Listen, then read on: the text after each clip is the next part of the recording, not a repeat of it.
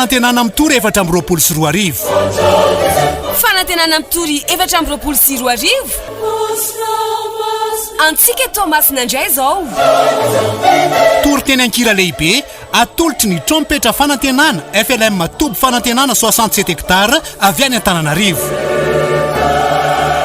alahady 17 oktobra 4 grand concert classique ao amin'ny FCKM Tranovato fitiavana manomboka amin'ny 10